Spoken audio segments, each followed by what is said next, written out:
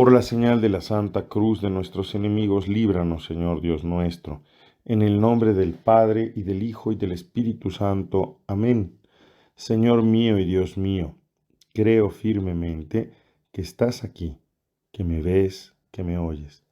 Te adoro con profunda reverencia. Te pido perdón de mis pecados y gracia para hacer con fruto este rato de oración. Madre mía Inmaculada, San José mi Padre y Señor, Ángel de mi guarda, intercedan por mí. En este domingo se celebra normalmente en el calendario universal de la Iglesia el segundo domingo de la Navidad, pero en algunos países, como en el que yo me encuentro, y donde nos encontramos las personas que te compartimos esta meditación diaria, pues se celebra el día de hoy la fiesta de la Epifanía, porque las conferencias episcopales de estos países han decidido trasladar la fiesta de la Epifanía al domingo más cercano para así asegurar que los fieles puedan sin mayor problema acudir a la Santa Misa. Entonces vamos a hacer nuestra meditación de este día siguiendo las huellas de los magos de Oriente que llegaron hasta Nazaret para contemplar al rey que había nacido.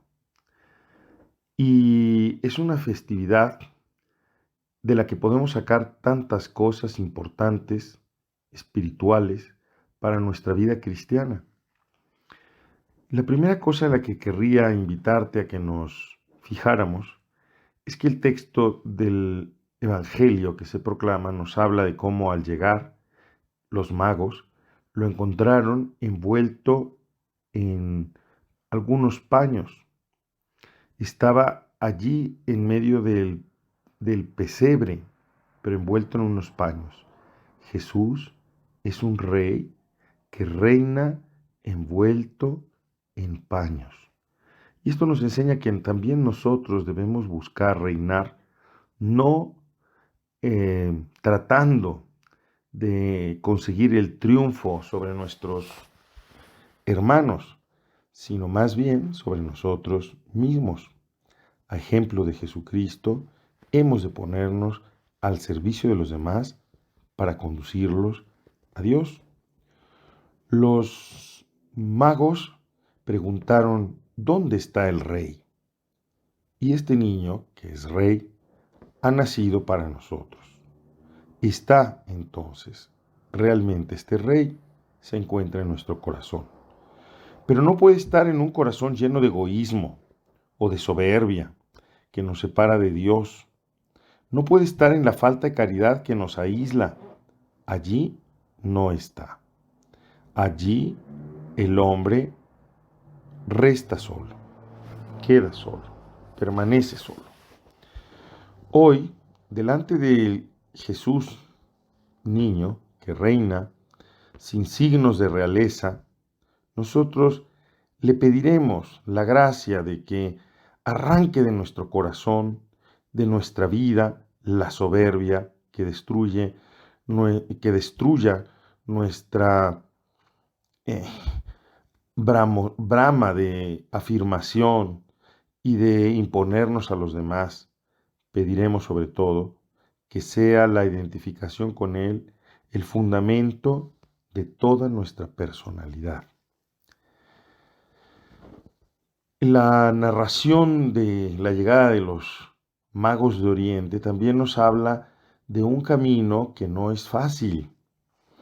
Hemos visto su estrella surgir en el Oriente y hemos venido para adorarlo. También nosotros hemos tenido la misma experiencia. Hemos notado cómo poco a poco se encendía una luz en nuestra alma, el deseo de ser plenamente cristianos, el ansia de tomar en serio a Dios. En realidad, el amor de Dios nos precede. Es Él quien nos ama y pone en nuestro corazón el deseo de amarlo. Miremos con cuánta delicadeza nos invita el Señor. se expresa con palabras humanas como las de un enamorado. Con amor eterno te he amado, yo te he llamado por tu nombre, tú me perteneces. Esto es estupendo. Dios, que es la belleza, que es la grandeza, que es la sabiduría, nos anuncia que le pertenecemos, que hemos sido elegidos como objeto de un amor infinito. Nos quiere, nos desea una fe como la de los magos, o más bien nosotros necesitamos una fe como la de los magos que nos permita estar convencidos de que ni el desierto, ni las tempestades, ni la quietud del oasis nos impedirán que lleguemos a la meta de ese Betlem eterno, de esa vida definitiva con Dios. Los obstáculos no nos impedirán llegar a ese Belén eterno.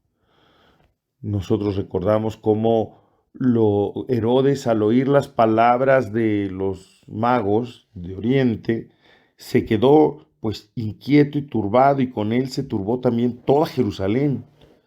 Nosotros hemos de aprender como los magos a seguir la estrella, esa estrella de nuestra vocación.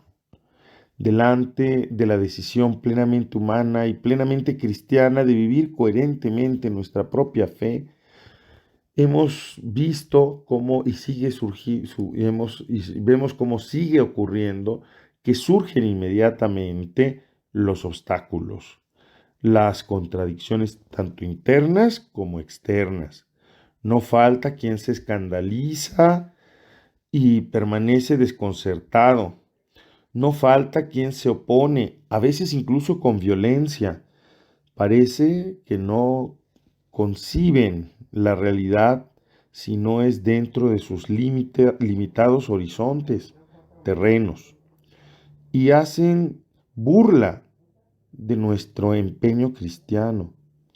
Hace unos días me decía una mamá, por ejemplo, de su hijo que estuvo en estos días de visita con sus primos, con sus familiares en otra ciudad, y cómo esos primos, esos familiares, se burlaban de este pobre niño que procuraba vivir coherentemente su fe y que se la pasó todo el tiempo defendiendo a la iglesia, defendiendo las creencias católicas, porque desafortunadamente aquellos primos, aquellos tíos, están lejos de la fe, y en lugar de respetar, como se esperaría, la decisión libérrima de una persona de seguir a Jesucristo, pues no, les molesta y hacen burla y continuamente están metiéndose con él, como quizás tú también tengas esta experiencia.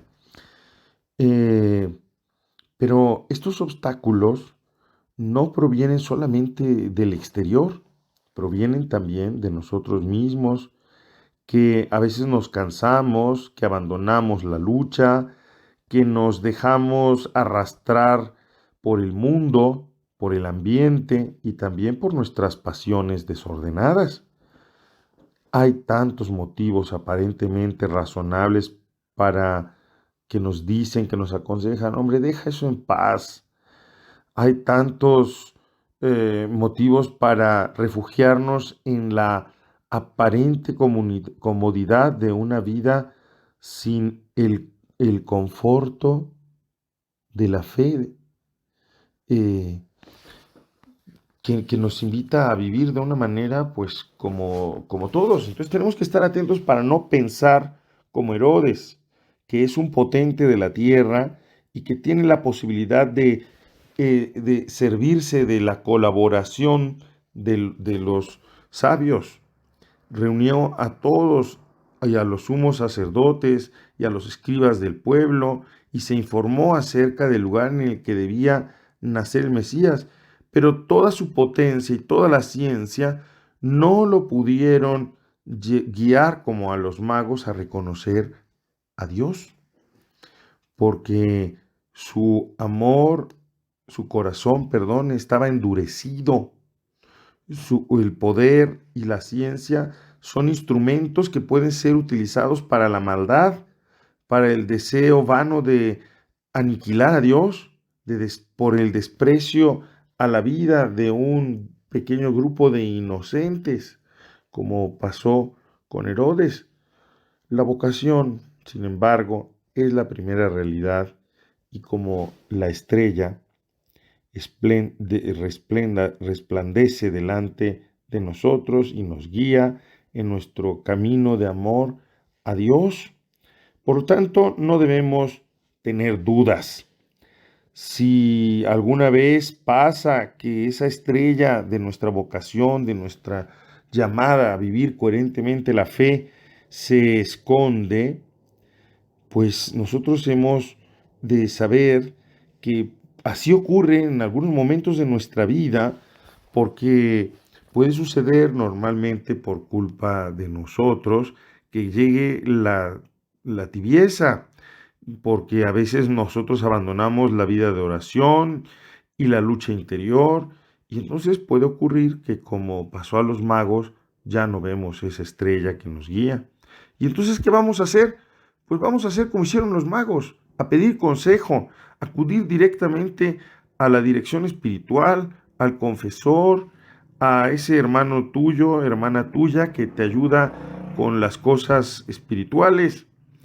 Si Herodes se sirvió de la ciencia para realizar el mal, los magos de Oriente, en cambio, se sirvieron también de la ciencia para hacer el bien.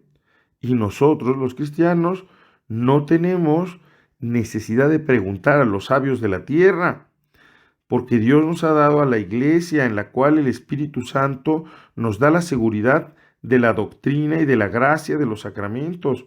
Podemos disponer de un tesoro infinito de ciencia, la palabra de Dios y la gracia de los sacramentos, del ejemplo de aquellos que viven íntimamente unidos a Dios, que son los santos. Por lo tanto, vamos a pedir hoy a Santa María nuestra Madre, a esos santos, a los magos de Oriente, que nos ayuden a reconocer a Jesús, a reconocer en nuestra propia vocación esa luz que nos guía a lo largo de nuestra vida para seguir al Señor. Te doy gracias, Dios mío, por los buenos propósitos, afectos e inspiraciones que me has comunicado en esta meditación. Te pido ayuda para ponerlos en práctica. Madre mía Inmaculada, San José, mi Padre y Señor, Ángel de mi guarda, intercedan por mí.